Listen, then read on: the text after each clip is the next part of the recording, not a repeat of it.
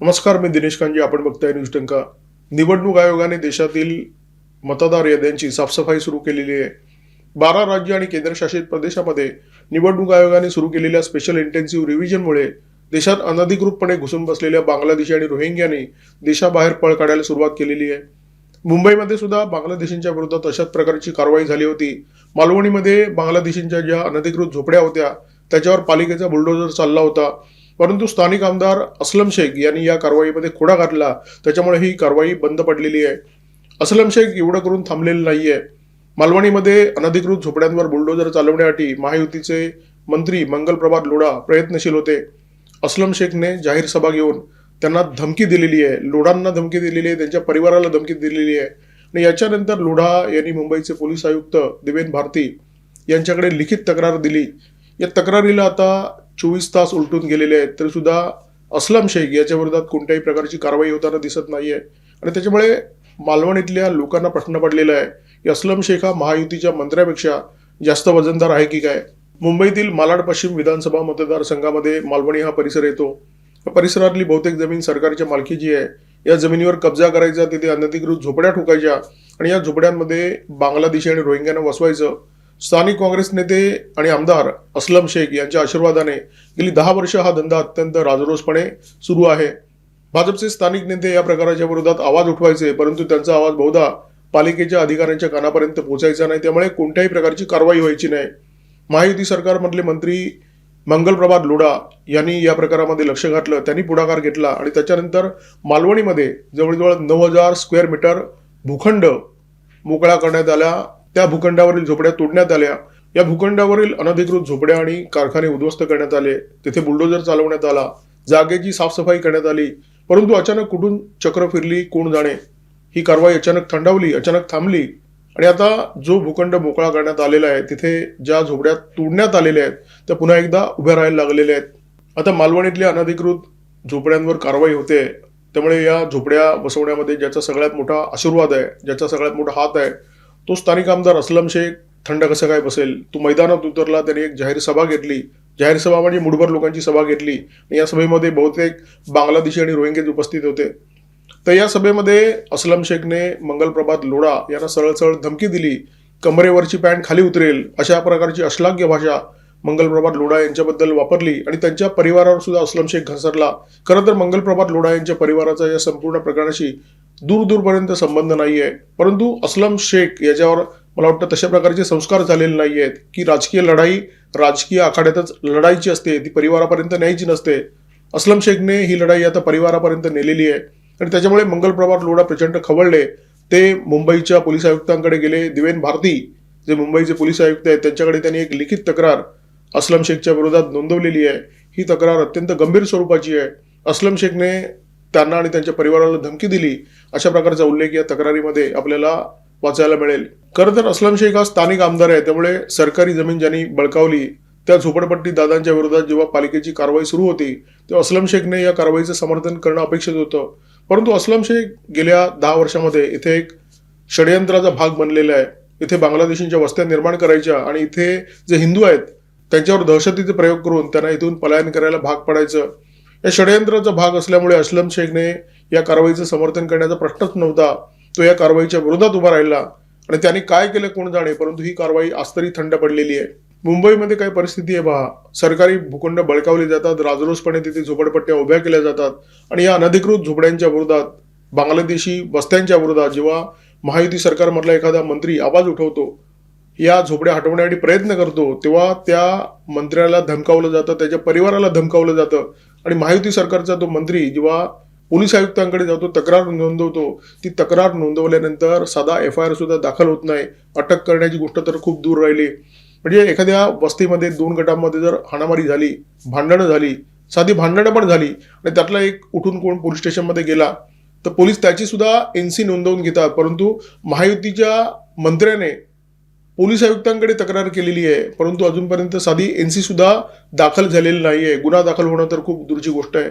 मंगलप्रभात लोढा यांची परिस्थिती बघितल्यावर आमची तर खात्री होऊन गेलेली आहे की असलम शेख हे अत्यंत भारी प्रकरण आहे. असा एक काँग्रेसचा आमदार जो महायुती सरकारच्या मंत्र्यावर सुद्धा भारी आहे. आपल्याला आठवत असेल की महाविकास आघाडी सरकारच्या काळामध्ये असलम शेख मुंबई उपनगर जिल्ह्याचा पालकमंत्री होता आणि त्या काळामध्ये मालवणीमध्ये अनधिकृत स्टुडिओचं पेव फुटलं होतं. पण याच्याच आशीर्वादाने मोठ्या संख्येने इथे अनधिकृत स्टुडिओ उभे करण्यात आले होते आणि अनेक ठिकाणी तर तिवराची कत्तल करून हे स्टुडिओ उभे करण्यात आले होते. या अस्लम शेखने समुद्रकिनारी आपला आलिशान बंगला सुद्धा ठोकला होता मी अशाडी म्हणतोय, कारण तो बंगला सुद्धा अनधिकृत होता.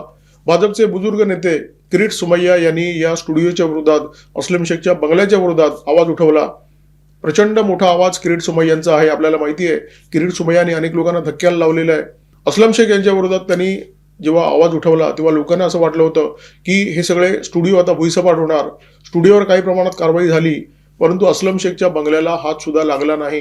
आता तोच अस्लम शेख मालवणीमध्ये बांगलादेशींच्या ज्या वस्त्या निर्माण झाल्या होत्या त्या वस्त्यांच्या विरोधात जेव्हा पालिकेच्या अधिकाऱ्यांनी कारवाई केली, मंगलप्रभात लोढा यांनी आवाज उठवला, तोडकाम सुरू झालं, परंतु ते तोडकाम थांबवण्यामध्ये या क्षणी तरी अस्लमला यश मिळालेलं आहे. त्याच्यामुळे अस्लम शेख हे भारी प्रस्त आहे या विषयावर माझा पुन्हा एकदा विश्वास बसलेला आहे. मंगलप्रभात लोढा यांनी मुंबईचे पोलीस आयुक्त देवेन भारती यांच्याकडे काल दुपारी 12:54 जी लिखित तक्रार दिली होती, त्या तक्रारीचं पुढे काय झालं याचा आम्ही शोध घेण्याचा प्रयत्न केला.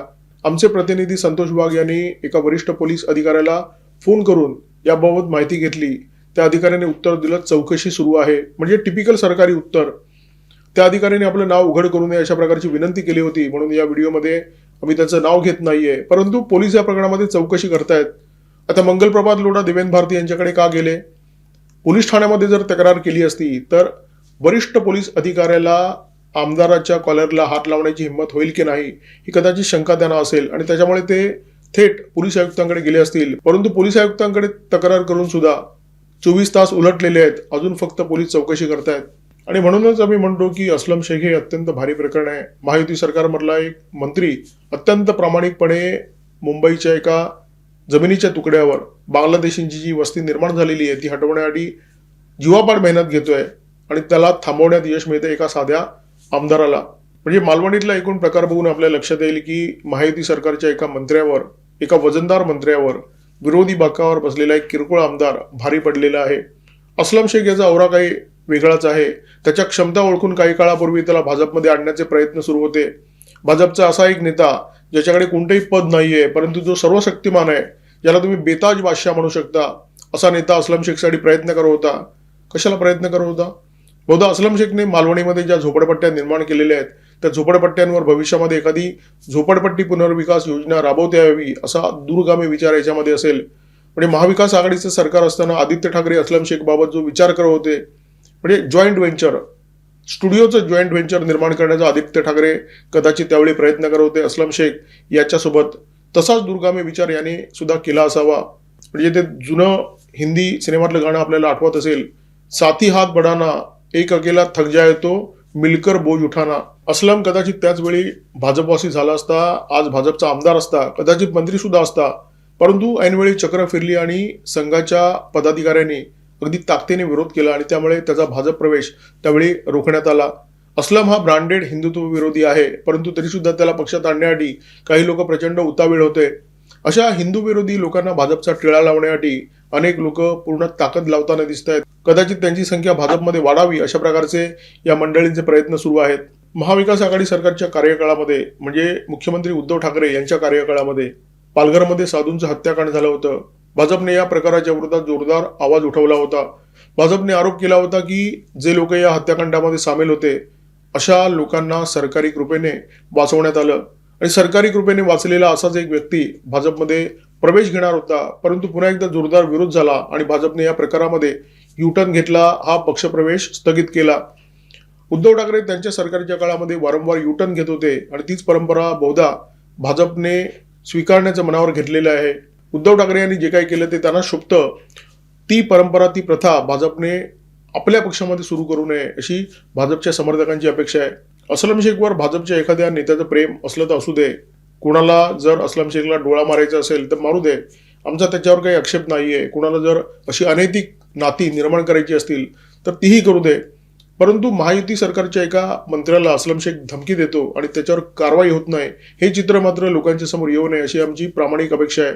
पुणे परिसरामध्ये वसवण्यात आलेली कुदळवाडी ज्याप्रमाणे बुलडोजर लावून उद्ध्वस्त करून टाकण्यात आली, त्याप्रमाणे मालवणीमध्ये सुद्धा कारवाई होईल अशा प्रकारची आमची अपेक्षा होती. मालवणीमध्ये जवळजवळ 1,00,000 स्क्वेअर मीटर जमीन ही कब्जा करण्यात आलेली आहे. या जमिनीवर झोपड्या ठोकण्यात आलेल्या आहेत आणि याच्यामध्ये अनेक झोपडपट्टी माफियांचा हात आहे. याच्यामध्ये अस्लम शेख यांचा उघड आशीर्वाद आहे. मालवणीमध्ये सुद्धा कुदळवाडीप्रमाणे कारवाई होईल अशा प्रकारची आमची अपेक्षा होती, परंतु फक्त 9,000 स्क्वेअर मीटरचा भूखंड मोकळा करून पालिकेचं तोडकाम थांबलेलं आहे. आणि हे जे तोडकाम थांबलेलं आहे त्याच्यामागे राजकीय हस्तक्षेप तर निश्चितपणे आहे, परंतु याच्यामध्ये काही पालिकेचे अधिकारी आणि पोलिसांची सुद्धा मिलीभगत आहे. मुंबईमध्ये सरकारी जमिनीवर कब्जा करणारी झोपडपट्टी माफिया, त्यांना आश्रय देणारे राजकीय नेते, पालिकेचे अधिकारी आणि पोलीस अधिकारी यांची एक टोळी निर्माण झालेली आहे आणि ही टोळी उद्ध्वस्त करण्याची गरज आहे. परंतु दुर्दैवाने तोंडदेखील कारवाई होते आणि त्याच्यानंतर कारवाई बंद पडते, असा सर्वच ठिकाणचा अनुभव आहे. या विधानसभा निवडणुकीमध्ये महाराष्ट्राच्या मतदारांनी महायुती सरकारला एक ऐतिहासिक जनादेश दिलेला आहे आणि हा जनादेश दिल्यानंतर सुद्धा अशा काही घटना घडताना दिसत आहेत ज्या हिंदुत्ववादी म्हणून घेणाऱ्या सरकारला शोभणाऱ्या नाहीयेत. उत्तर प्रदेशमध्ये समाजकंटक आणि दहशतवाद्यांवर जेव्हा योगी सरकारचा बुलडोजर चालतो, तेव्हा महाराष्ट्रातील जी राष्ट्रवादी विचारांची जनता आहे त्या जनतेला अक्षरशः उकळ्या फुटतात, आनंद होतो. महाराष्ट्रामध्ये तर अशा प्रकारची परिस्थिती आहे की रोज बुलडोजर इथे निघाला पाहिजे आणि मालवणीसारख्या एखाद्या वस्तीला टार्गेट करून तिथे जे बांगलादेशींचं साम्राज्य निर्माण झालेलं आहे तो उद्ध्वस्त झालं पाहिजे. परंतु दुर्दैवाने आपला जो बुलडोजर आहे तो गॅरेजमधून कधीतरी बाहेर पडताना दिसतो. हा बुलडोजर जर नियमितपणे गॅरेजमधून बाहेर पडला असता तर अस्लम शेख सारख्या टुकार नेत्यांना, महायुती सरकारच्या एका मंत्र्याला धमकी देण्याची हिंमत झाली नसती. मालवणीमध्ये जे तोडकाम सुरू झालं होतं ते थांबवण्याची हिंमत झाली नसती. पालिका अधिकाऱ्यांना सुद्धा झाली नसती. परंतु दुर्दैवाने असं चित्र महाराष्ट्रामध्ये दिसत नाहीये. कुदळवाडीची पुनरावृत्ती मालवणीमध्ये होईल अशी अपेक्षा ज्या मालवणीच्या लोकांना होती त्यांच्या अपेक्षेची पूर्तता होताना दिसत नाहीये. या देशामध्ये कोटी कोटीच्या संख्येने बांगलादेशी घुसखोर घुसू शकतात, इथे बस्तान ठोकू शकतात, इथे रोजगार करू शकतात. त्याचं कारण या देशामध्ये त्यांना आश्रय देणारे राजकीय पक्ष आहेत, राजकीय पक्षाचे नेते आहेत, त्यांची संपूर्ण इकोसिस्टीम या कामाला लागलेली आहे. बांगलादेशी घुसखोरांचा जो उपद्रव आहे तो कदाचित आज भारतीयांना जाणवणार नाहीये, परंतु पुढच्या 20-25 वर्षानंतर ही समस्या इतकी उग्र झालेली असेल, परंतु तेव्हा जागा उपयोग नाही, कारण तेव्हा परिस्थिती हाताच्या बाहेर गेलेली असेल. त्यामुळे हीच ती वेळ आहे, हाच तो क्षण आहे जेव्हा आपण अत्यंत जागरूकपणे या सगळ्या समस्येकडे बघितलं पाहिजे, त्याच्या विरोधात आवाज उठवला पाहिजे. या व्हिडिओमध्ये तुर्तास इथेच थांबतोय. व्हिडिओमध्ये माझ्यासोबत होते cameraman methyl Kadam, video editor Ajay Shelke. Video जर आवडला तर लाईक करा आणि हा व्हिडिओ तुम्ही शेअर केलात तरच व्हायरल होणार आहे, कारण अशा प्रकारचे विषय यूट्यूब फारसे व्हायरल करत नाही. तर मोठ्या संख्येने शेअर करा, सबस्क्राईब करा न्यूज डंका आणि बेल आयकॉन दाबायला विसरू नका. नमस्कार, धन्यवाद.